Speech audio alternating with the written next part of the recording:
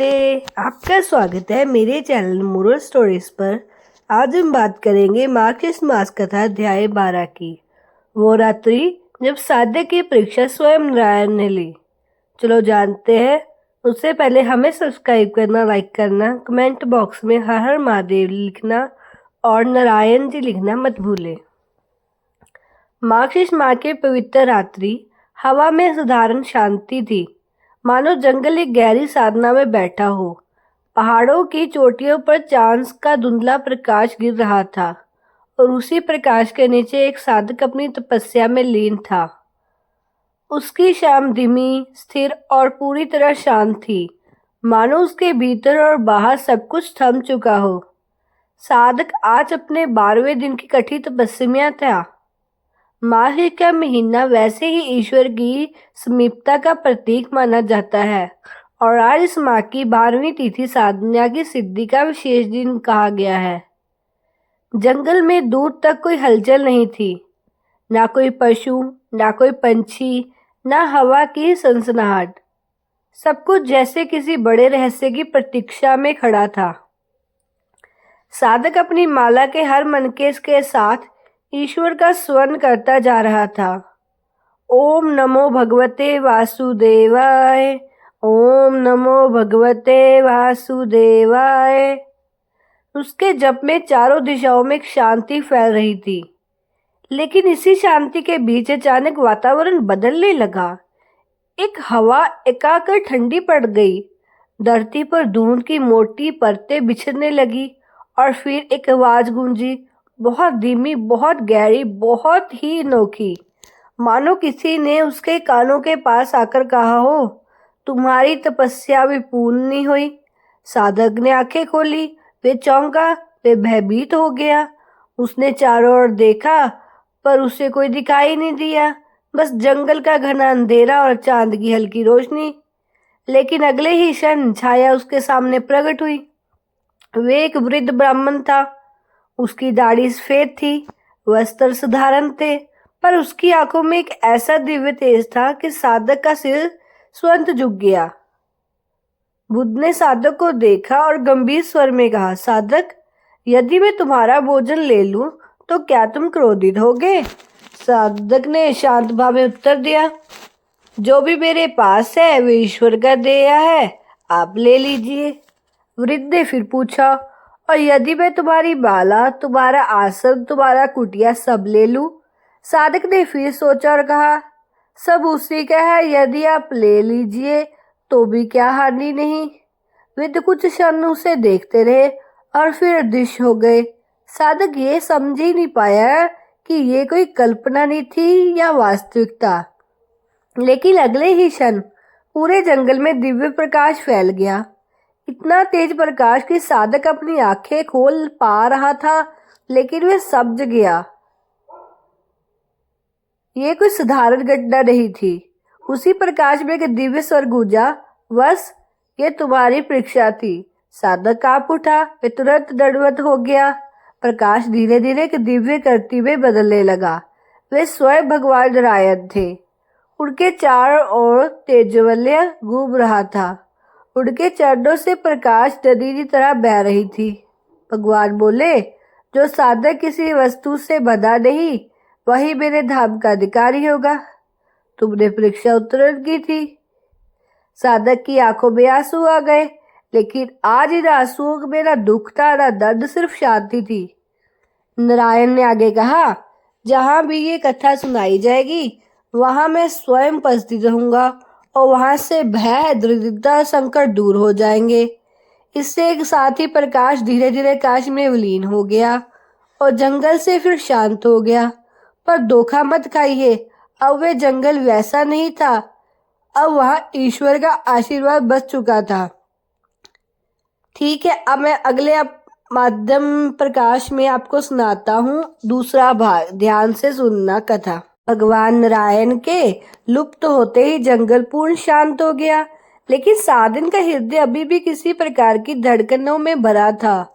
उसकी आत्मा एक नई ऊर्जा, एक नया प्रकाश और नई समझ आ उठी थी।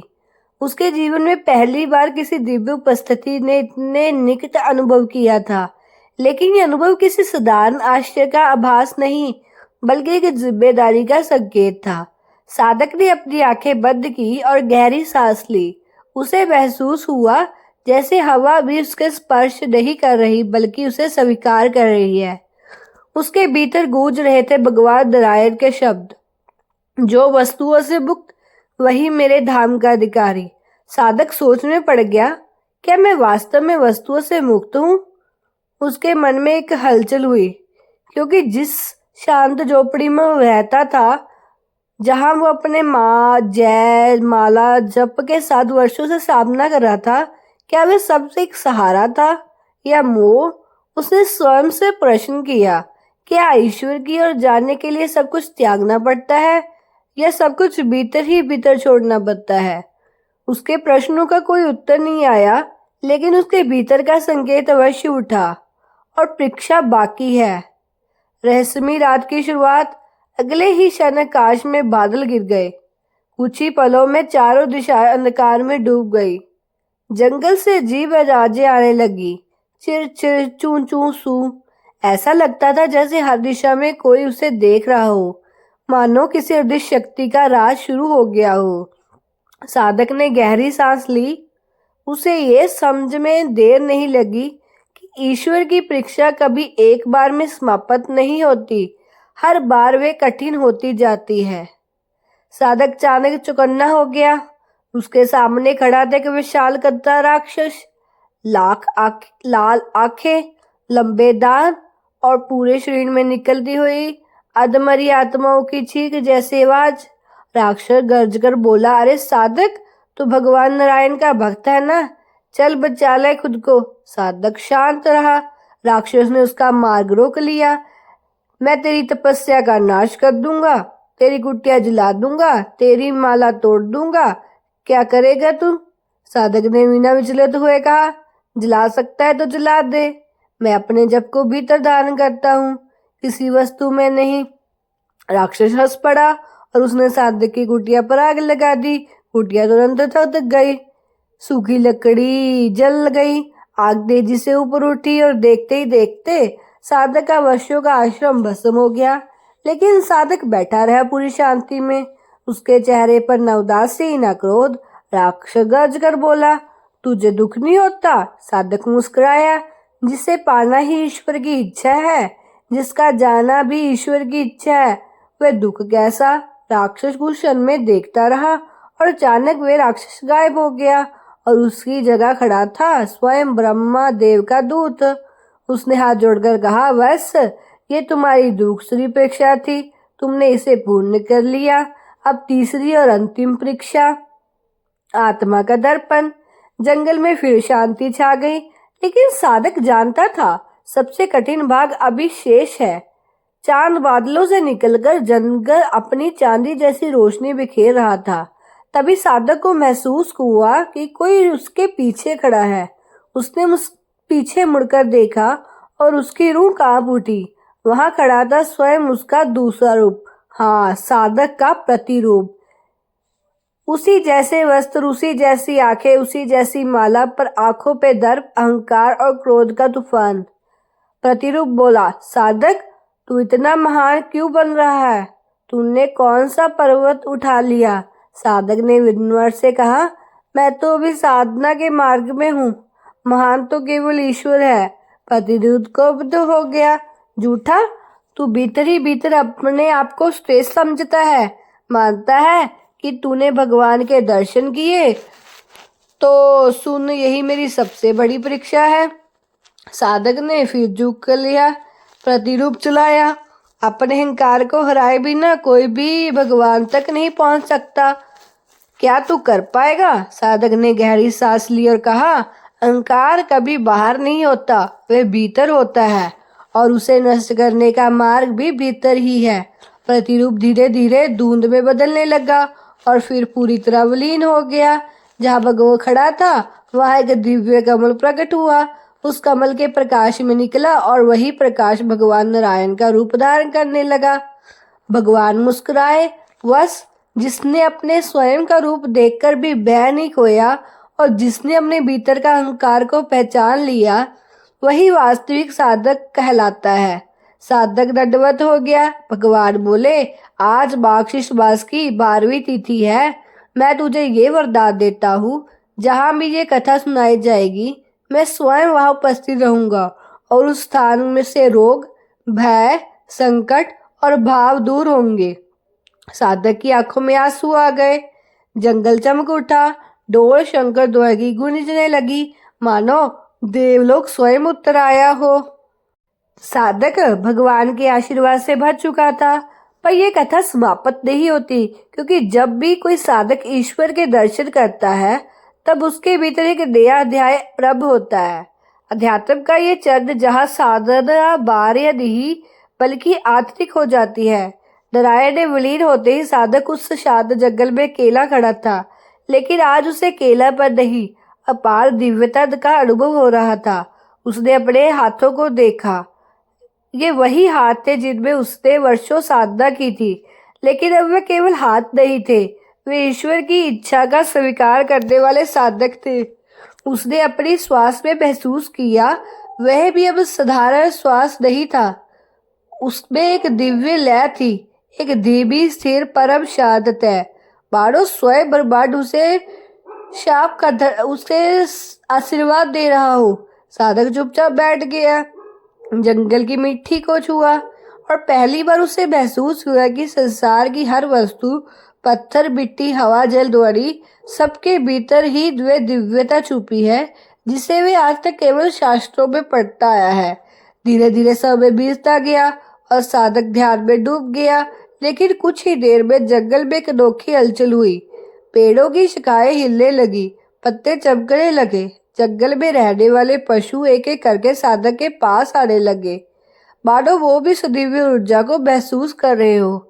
एक हिरण साधक के पास बैठ गया, एक बंदर उसकी दाई और कुछ पंछी उसकी बाला के कार में बैठ गए, और वे दृश्य ऐसा लग रहा था मानो स्वयं प्रकृति ईश्वर के भक्त का स्वागत कर रही हो। जंगल की हवा सुगंधित हो गई, कहीं से रात्रि रानी की मदहोश कर देने वाली खुशबू आने लगी। पहाड़ियों में आती मंद हवा मानो जप रही थी, नारायण नारायण। साधक ने आंखें खोली और वे दृश्य देख के उसकी आत्मा पिघल गई। उसे समझ आ चुका था, ईश्वर का दर्शन केवल अंत नहीं बल्कि आरंभ होता है। जब साधक इस गहन शांति में बैठा था, तभी काश में एक उजला तारा टूटा। उसी प्रकाश में एक दिव्य दूत उतरा। वह कोई साधारण संदेशवाहक नहीं था, वह दूत था जिसका नाम स्वयं वेदों में वर्णित है, चित्त प्रदीप, भगवान नारायण का मानस दूत। वह साधक के सामने आया और बोला, बस तुम्हें एक दाम्पत्य दिया गया है। साधक ने हाथ जोड़ कहा, दूत बोले, जिस ज्ञान को तुमने पाया है वे तुम्हारे लिए नहीं रखा गया, तुम्हें वे ज्ञान जगत में फैलाना है, क्योंकि मार्गशीर्ष मास में ये कथा पवित्र समय केवल साधना का नहीं, ये उद्धार का समय है। साधक ने पूछा, मैं कैसे करूंगा ये? दूत मुस्कुराया, ज्ञान कभी शब्दों से नहीं फैलता, वे हृदय से फैलता है। इसके साथ ही वे दूत धीरे धीरे काश में विलीन हो गया और साधक एक नई जिम्मेदारी के साथ खड़ा होया। अगले दिन सूर्य की पहली किरण जब पहाड़ियों से निकली, वे साधक का एक निर्णय लिया। अब वे जंगल में नहीं रहेगा, वे लोगों के बीच जाएगा, उनकी दुख, संकट, भय, पीड़ा को समझेगा, क्योंकि ईश्वर का वास्तविक मार्ग दूसरों के हृदय को शांत करने में है। साधक ने यात्रा प्रारंभ की और सबसे पहले वे एक ऐसे गांव में पहुंचा जहां पिछले कई वर्षों में अकाल और बीमारी फैली हुई थी। जैसे ही साधक वहां पहुंचा, गांव वालों ने पूछा, तुम कौन? साधक ने विनम्रता से उत्तर दिया, मैं केवल नारायण का एक सेवक हूँ। गांव वाले उसे देख रहे थे, उसकी आंखों में आशा और भय दोनों थे। साधक ने उस गांव में मध्य में बैठकर जप करना शुरू कर दिया। ओम नमो भगवते वासुदेवाय, ओम नमो भगवते वासुदेवाय। धीरे धीरे पूरा वातावरण शांत होने लगा। बीमार बच्चे सोने लगे, बुद्धू को राहत मिलने लगी और अचानक आकाश में बादल गिर गए। कई वर्षों बाद उस गांव में पहली बार बारिश होने लगी। लोगों ने साधक के पैरों में गिरकर कहा, आप भगवान हो। साधक ने रोते हुए कहा, मैं भगवान नहीं, उनकी दया का एक माध्यम हूँ। और अंत में साधक ने वही बात कही जो उसे भगवान नारायण ने सिखाई थी। सच्ची साधना तब है जब तुम अपने लिए नहीं, दूसरों के लिए जियोगे। उस दिन से गांव की दशा बदल गई। हर घर में शांति, हर हृदय में प्रेम और हर मन में ईश्वर बसने लगे। और उस साधक का नाम हो गया मार्कशीस के संत कहते हैं, आज भी मार्कशीस की 12वीं तिथि को जब कोई इस कथा को श्रद्धा से सुनता है तो साधक के माध्यम से भगवान नारायण का आशीर्वाद उसके घर तक पहुंचता है। जंगल के उस संगम में साधक की तपस्या अपने अंतिम पड़ाव की ओर बढ़ रही थी। हवा स्थिर थी, समय जैसा रुक चुका था और संपूर्ण ब्रह्मांड उसकी और चारों ओर मंडरा रहा था। ठीक उसी रात कार्तिक पूर्णिमा समाप्त होकर मार्गशीर्ष का प्रवेश हो रहा था। अचानक धरती में कंपन हुआ, जैसे लगा कोई वर्ग कोई चेतना जाग उठी हो। साधक का अंत शक्ति प्रकाश बनकर बाहर फैलने लगी। उसके शरीर से निकलती रोशनी अब चंद्रमा से भी ज्यादा उजली हो गई थी। तभी वन के चारों दिशाओं में आवाजें सुनाई दी, मंत्र जिनका उच्चारण मनुष्य क्या ऋषियों से भी युगों से नहीं सुना था। वे मंत्र स्वयं नाद ब्रह्मा से प्रवाहित हो रहे थे। साधक ने चारों ओर दिव्य लोकों के द्वार खुलने लगे। वैकुंठ का तेज, कैलाश की शांति, ब्रह्मलोक का प्रकाश, सब एक साथ वन में उतर गया। अचानक गूंज सुनाई दी, वास्तव जन्मों का ऋण चुका गया है। साधक की आंखें बंद ही थी पर हृदय भीतर से कांप उठा। ये वही वाणी थी जो कई जन्मों से मार्गदर्शन देती आ रही थी। एक दिव्य करती प्रकट हुई, अर्धनारीश्वर का तेज, हजार सूर्य जैसा प्रकाश और लोकतर करुणा। साधक ने धीरे से कहा, प्रभु क्या अब मुक्ति का समय आ गया? उत्तर आया, मुक्ति दी नहीं जाती, अर्जित की जाती है और तुमने उसे पा लिया। तभी साधक का शरीर ऊपर उठने लगा। हवा स्थिर, वृक्ष झुके, पंछी मौन, आंसू जैसे स्वयं धरती से बहने लगे। उसका शरीर धीरे धीरे प्रकाश में बदलने लगा। पहले त्वचा, फिर रक्त, फिर अस्थियां और शहर किरणें में परिवर्तित होने लगे, जैसे कोई दीपक अपनी लौ को आकाश में सौंप रहा है। थोड़ी देर में पूरा वन प्रकाश से भर गया। जिसने भी उस रात उस दृश्य को देखा, बस एक दृश्य लिखा, मानव देश से देवदत्त का उदय। अचानक दिव्य वाणी फिर सुनाई दी, यही है मार्गशीर्ष, ईश्वर तक पहुंचने का महीना, जहाँ साधक का हर कदम स्वयं ईश्वर के द्वार पर पहुंच जाता है। और फिर साधक विलीन हो गया, प्रकाश फैलता गया और वह पहले भी शांत हो गया। लेकिन कहानी यही समाप्त नहीं हुई, कहानी आगे भी है। वन में फैला प्रकाश धीरे धीरे शांत हो गया था। साधक तो विलीन हो गया, पर उसके जाने के बाद हुआ वे उसमें भी अधिक रहस्यमयी था। सुबह की पहली किरण जैसे ही पेड़ों के बीच उतरी, वहां एक हवा पहले से कहीं अधिक सुगंधित हो चुकी थी। पत्तों पर ओस की बूंदें नहीं थी, बल्कि सूक्ष्म चमकते कण थे, जैसे किसी ने आगमन का टुकड़ा धरती पर बिखेर दिया हो। आकाश जैसी खुशबू थी। साधक जहाँ तपस्या करता था, उस स्थान पे केवल एक साधारण सा गोल पत्थर पड़ा था, परंतु वह पत्थर साधारण नहीं था। उस पर 3 स्पष्ट चिन्ह बने हुए थे। ओम नम शांति। कहते हैं ये चिन्ह किसी ने बनाए नहीं, बल्कि स्वयं प्रकृति ने गढ़े थे। मानो ब्रह्मांड ने उस तपस्वी को तपस्या की कहानी को स्मरण रखने के लिए निशान छोड़ दिए हैं। गांव ने कुछ लोगों ने जब उस स्थान पर पहुंचे तो उन्होंने ऐसा लगा मानो किसी दिव्य उपस्थिति का उनके स्वागत किया है। एक बुजुर्ग साधु जो उस साधक को दूर से जानता था, वहां खड़े होकर बोले, वे मुक्त हो गया। पर उसकी कहानी यही खत्म नहीं हुई। लोग चिंतित हुए, कैसे? साधु मुस्कुराए और बोले, जिस साधु ने जन्मों का ऋण चुका दिया, अब वे मार्गशीर्ष का राक्षस बन चुका है। लोगों ने कहा, राक्षस? उन्होंने कहा, हाँ, मार्गशीर्ष में जो भी सच्चे मन से जप करता है, ध्यान करता है, ईश्वर को पुकारता है, उस साधक की शक्ति उस मार्ग को बांधाए रख सकती है। इस बात पर सबको आश्चर्य हुआ। क्या एक साधक देवदत्त बन सकता है? साधु ने शांत स्वर में उत्तर दिया, जब मनुष्य स्वयं से जीत ले तब देवता जन्म लेते हैं। वन में उस हिस्से को लोग अब भी निशब्द क्षेत्र कहते हैं, क्योंकि वो जहाँ जाकर हर मन शांत हो जाता है। कई भक्त कहते हैं कि मार्गशीर्ष की रात में जब वो वहाँ दीप जलाते हैं तो उन्हें हल्का प्रकाश दिखता है, जैसे कोई उनकी ओर मुस्कुरा रहा। और कथा का अंतिम संदेश, तप वही है जो भीतर के अंधकार तो हर ले, मार्ग वही है जो ईश्वर तक पहुंचा दे, और साधना वही है जो मनुष्य को स्वयं प्रभु जैसा बना दे। यही है मार्गशीर्ष का 12वां अध्याय की रहस्यमयी कथा। अगर आपको कथा पसंद आए तो कमेंट बॉक्स में जय नारायण, जय माँ लक्ष्मी और हर हर महादेव लिखना मत भूले। धन्यवाद।